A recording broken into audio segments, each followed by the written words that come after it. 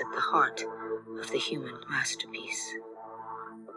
As this agreement is awakened through frequency resonance, the 13th circuit is reinstated. The memory of the human as a sentient, sovereign entity, able to access and translate the full spectrum of the life directive encrypted in the informational matrix of light. The language of this code affirms the original identity of the human as an emissary for the benevolence of creation, honoring its celestial seeding and its soul's lineage. Form is the shape of consciousness. As you focus on the sphere, use your breath to relax into deep inner communion with this form. The sphere is the most comprehensive form of consciousness. It is the form on which you live, the eye with which you see, the form that brings life, light, and warmth, the form that fills the heavens and transmits day and night the stellar radiance that animates your blueprint. It holds within its matrix the dawn of the universe. It is the primary seed of creation, the beginning and the end that begins and ends again and begins. Held in this form, and thus in your sun, are all the solar spheric representations of fire, water, air, earth, and ether, the alchemical components of the life impulse.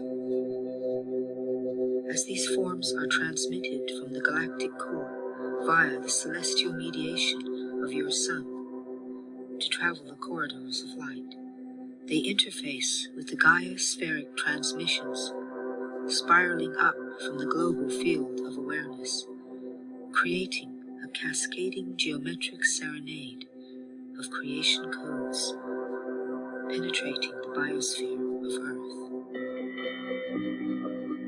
Welcoming these attentions, Earth's archetypal patterning translates this light geometry into the principles of matter, expressing spirit's subtle impulses as life forms that walk, fly, and swim, clothed in fur, feather, and skin, trees, flowers, and shimmering wings. Manifest creation is Earth's response to the creative directive endlessly pulsating from the heart of the galaxy. Earth transmits in turn the Gaia-spheric codes that unite, embrace, and conceive the light-life impulse into form. Together these potencies integrate, synthesize, and crystallize the countless diversities of life forms that function as the sensitive instruments of prime creation.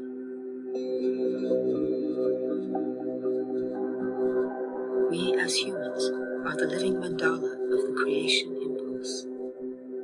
Encoded within that mandala is the geometric matrix that is in complete resonance with the heart of the cosmos, Earth, and the continuum of life everlasting. The ultimate impulse of that continuum is love. As we enter into the geometric tantric courtship between the male and female potencies of creation, open to this language of light you see before you, entering into conscious communion, you resurrect the resonance between your original etheric blueprint and the benevolent, gracious, omnipotent source of your creation. With each sacred breath, I activate my terror sphere. As I synchronize my heartbeat with the pulse of Earth, and honor Earth as a sentient being.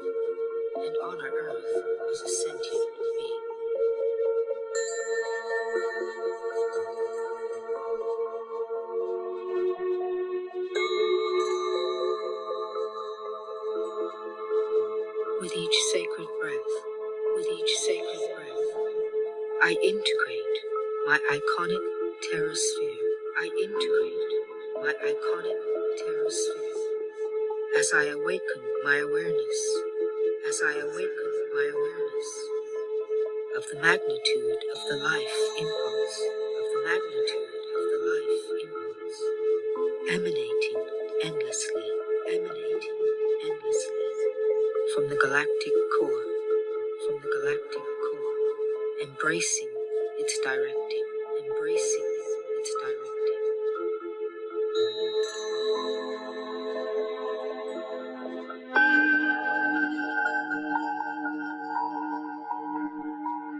With each sacred breath, with each sacred breath, I synthesize my embryonic terrasphere. I synthesize my embryonic terrasphere as I translate within my microcosmic field of awareness, as I translate within my microcosmic field of awareness, the matrix of form, the matrix of form.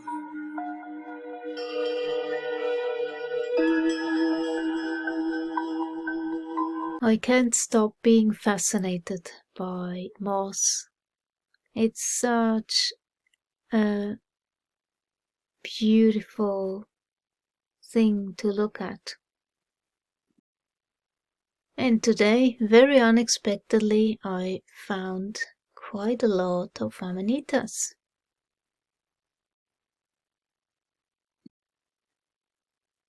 And this one was just so beautiful. This form. And another one. So I took those that were big enough already. And for the first time, I am dehydrating them. And this is the result.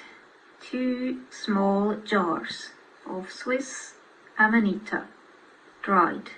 Currently, I'm reading up a lot about the goddess Freya, but also looking at other aspects that are similar to Freya. From the Tibetan side is one, and now I found one on the Indian side. Yeah, but as I was listening to the mantra, the Freya mantra being sung, Freya Vanadis men glada. And you see, Vanadis, it just resonated. I really resonated with the word Vanadis for some reason. Just so resonated and still does. So I decided to look it up. However, there is very little to be found about this. But anyway, still an interesting search to occupy myself with today. What I found is more indirect. So here, 3 powerful runes associated with Freya. And here you find it's mentioned are the associated runes.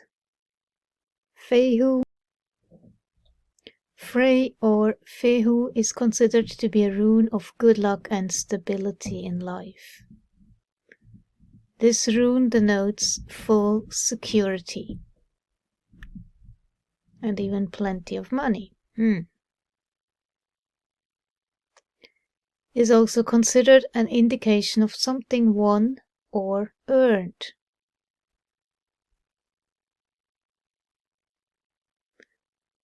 And should be used as a magic. Fertility, harmony, happiness.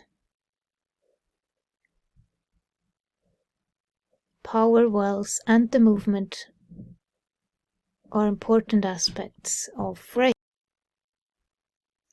Presents. freedom, dynamic power, abundance.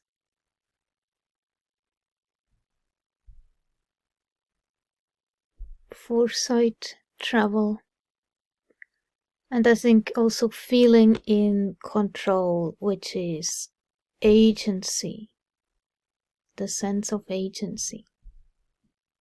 For me, this is key to feel safe, psychologically safe. Berkana, and again the synchronicity with Mother, represented in the Berkana rune, and then connected with the inner realm, our psyche, past experiences, linking us deeper to our roots again and our ancestral beginning. See, again, so much synchronicity. This was basically during the ceremony shown to me to work in this direction. And then we have Sovilo, which is one of my favorite runes anyway.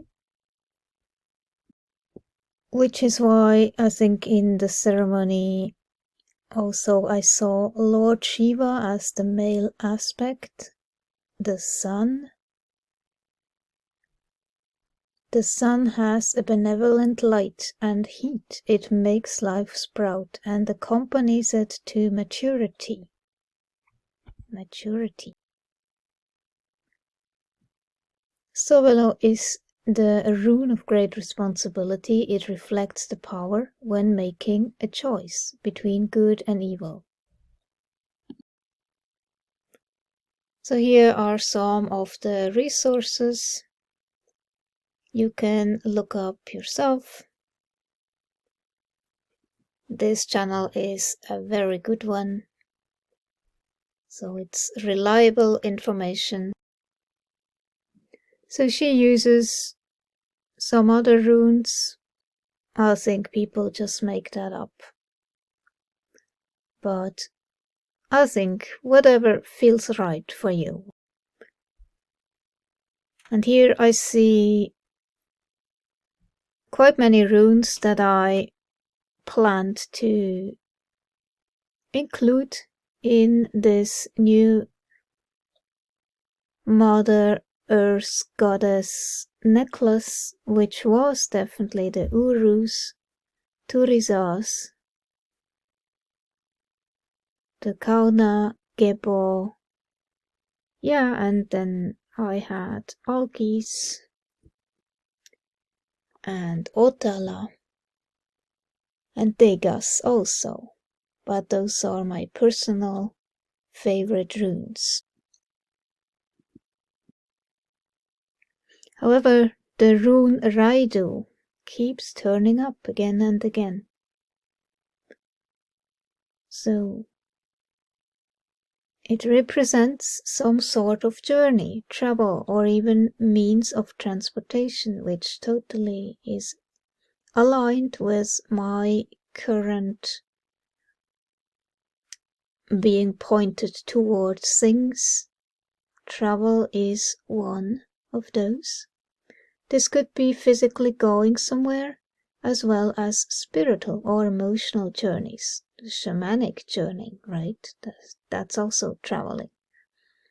It can show how you need to get somewhere or what you need to do to reach a goal. It may also signify the need to make a decision. Magical use can be used to encourage a safe journey, as well as aiding in making decisions that will help you move forward. Turizas was the rune that I pulled to work with until the next winter solstice, meaning thorn. I have done a separate video on the interpretation of turisas or thorn.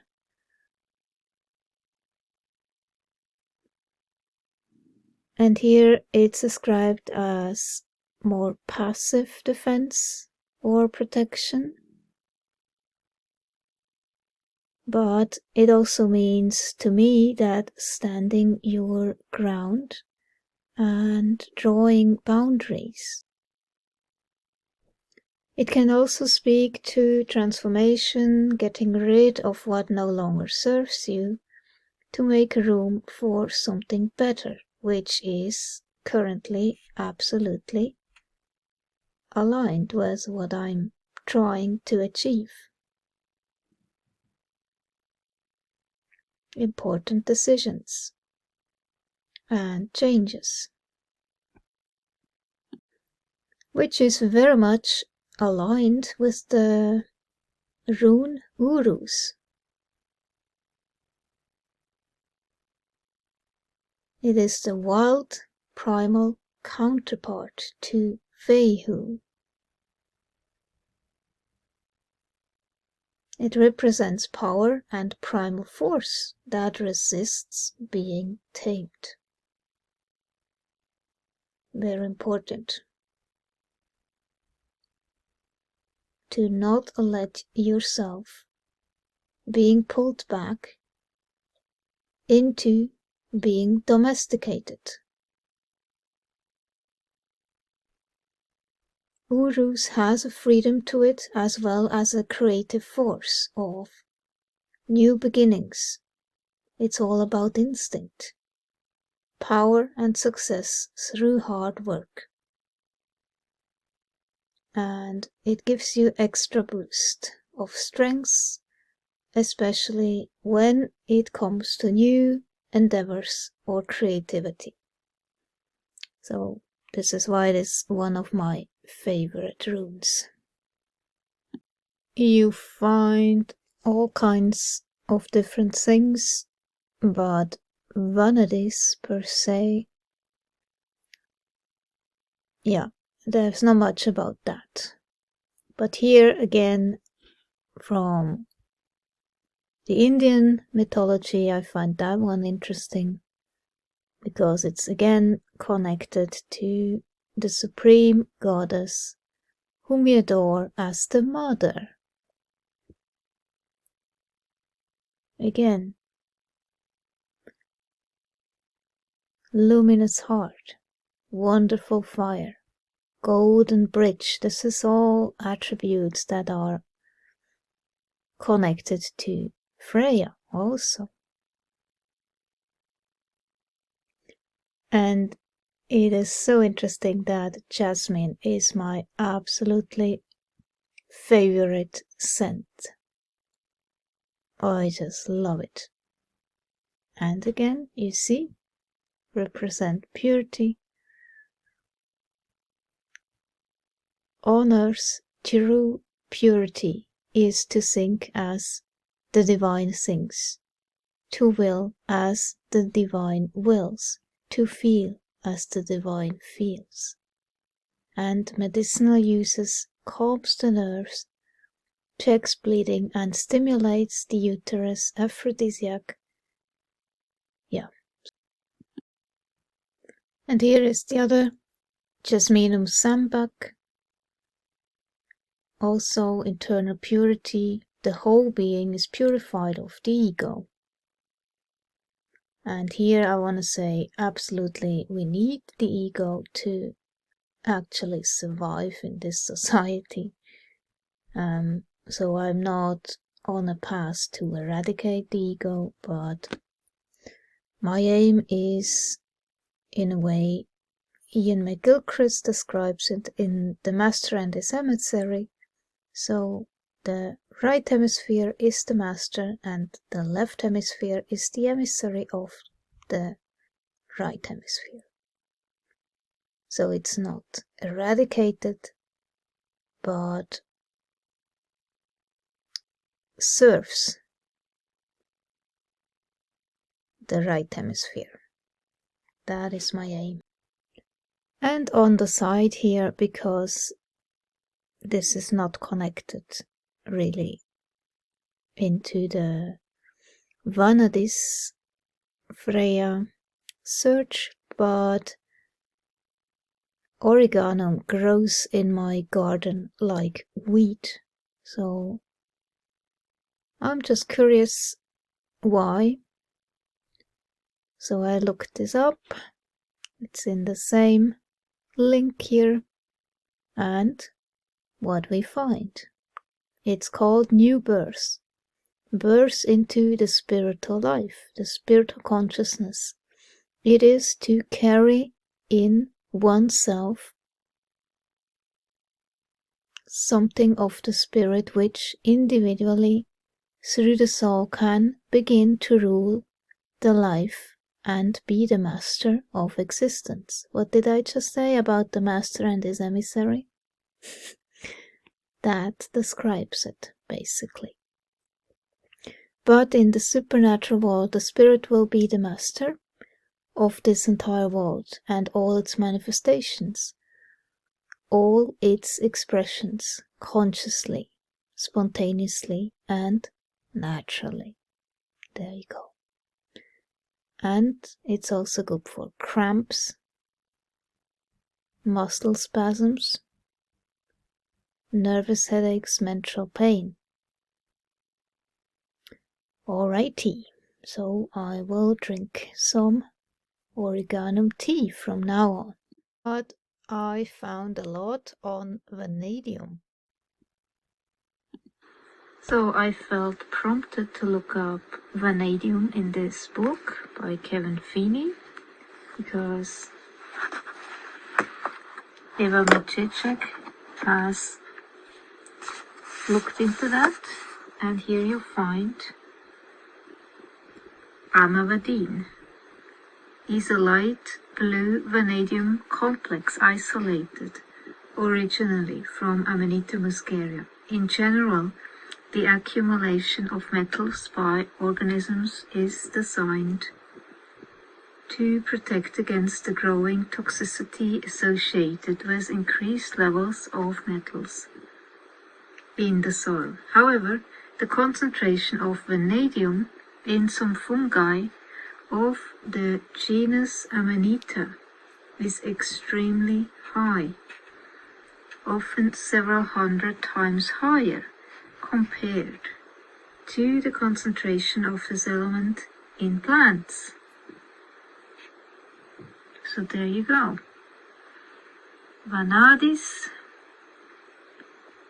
and then being led to vanadium. The symbol is based on the 8th century figurine of the Scandinavian goddess Freya, after whom the element is named. Vanadis, the Old Norse name for the Scandinavian goddess Freya. And here they named another guy who apparently discovered vanadium, but it was the Swedish guy who rediscovered vanadium and called it after Freya, because that was lost in a shipwreck, and it took some years until the Swedish scientists rediscovered it. So maybe they should have named the two here, not just one, because he is not Swedish, he has no connection to goddess Freya. Anyway,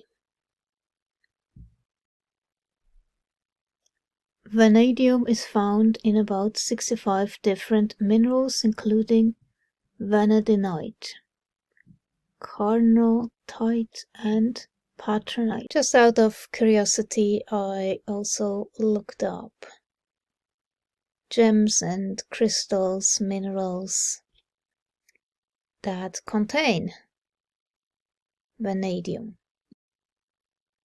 And this one is just beautiful. cavern site.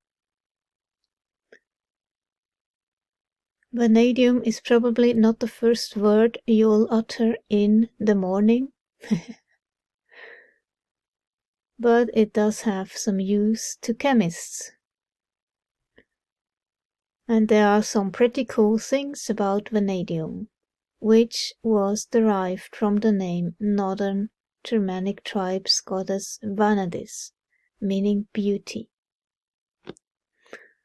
Some arbitrary facts about vanadium.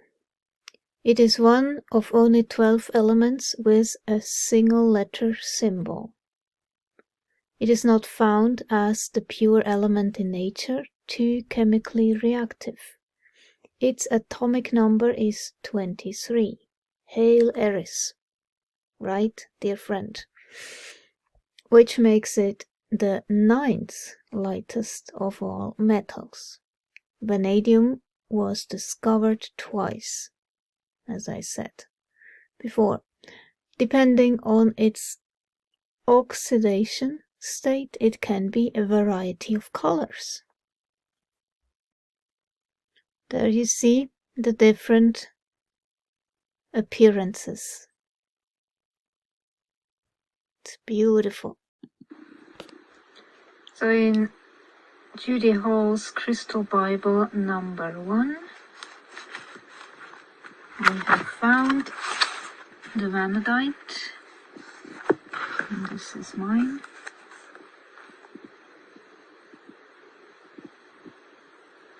Attributes. Vanadite is an excellent stone for people who have problems accepting their physicality. It has a strong connection with Earth chakra. Another synchronicity, Earth chakra. In the Earth's body beneath the feet, grounding the soul into the physical body and assisting it, being comfortable in the Earth's environment. So I noticed that they call it Vanadinite, and so it says Vanadinite is an aid to meditation, shutting off mind chatter. What does Amanita do? It shuts off the brain chatter. It can facilitate a state of no mind, or be used to direct awareness.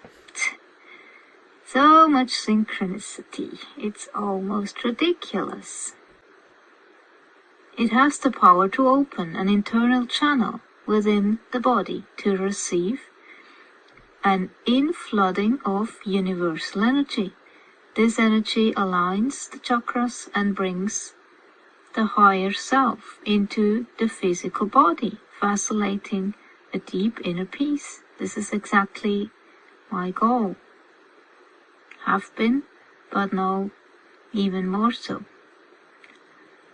Mentally, Vanadite fills the gap between thought and intellect. It assists in defining and pursuing goals and shuts off mind chatter, allowing insight and rational thought to combine in an inner voice of guidance. Exactly what I have been looking for. So you can take that or leave it as you want. Not everybody believes in crystals and says it's woo-woo and blah blah. But see, I'm a quite critical person, and I always say I don't believe in this stuff, but then again, on the other hand, I'm just pointed towards these things again and again and have experiences, real personal experiences that contradict what my left hemisphere wants me to dismiss, right? So that's interesting. So I still look at it and see what happens.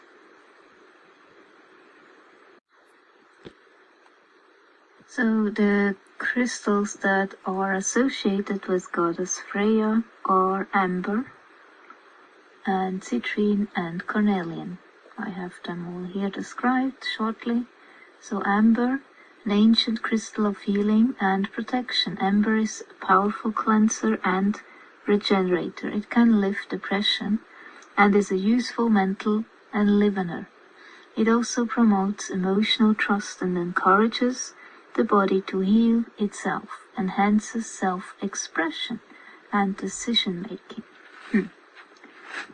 Citrine, which I have a natural one. So citrine, traditional yellow, smoky, an exceptional attractor of abundance, which goddess Freya also stands for. Citrine also acts as a powerful cleanser and invigorator. The crystal enhances self-esteem and confidence and promotes joy. Excellent for concentration, enhances creativity and generosity of spirit. So it appears to me that now the second chakra is being activated, as well as the solar plexus, both of them. And you have the carnelian, which I have a mala for the mantras to recite. That one, I have never used it, but now the time has come to use it specifically for these Mother Gaia, Goddess Freya, Red Tara mantras. And this is my goddess shrine that has naturally built after the ceremony. Anyway, so carnelian, I love this crystal. It's one of my favorites.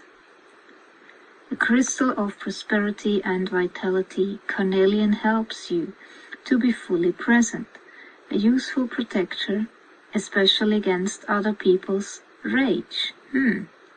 It has traditionally been used to support the reproductive organs and circulatory system, and to increase fertility, instills courage, which I can use definitely, enhances analytic skills and helps you to overcome abuse. Yeah, so there you go. And it's so funny, there is another big synchronicity here. So yesterday I went through my crystals because I am making some kind of new necklace, and I was looking for certain crystals that are connected to the goddess Freya. And I literally looked at my piece of vanadium, or rather what is called Vanadite, and I just looked at it for some reason, but that was it. Now I feel prompted to look up vanadium, and there it is. See? So you are always guided, you just have to listen. And it is strange, when you try to look up Vanadis, you almost find no information, as if it was deleted. But here you have it. Name origin, Scandinavian Vanadis. Discoverer Niels Sevström. And he named it after the goddess Freya. In 1830, N. Sevström discovered vanadium in some iron ores. Also, vanadium is being used for improving athletic performance. And here, tired blood is an interesting term used. because a few days ago I was looking into that. And there you go. You have an answer. So, working with Amanita muscaria will actually help with this issue. I found this information. No other material behaves in this way. Scientists identify a compound with a memory. It isn't alive and has no structures even approaching the complexity of the brain, but a compound called vanadium dioxide is capable of remembering previous external stimuli, researchers have found.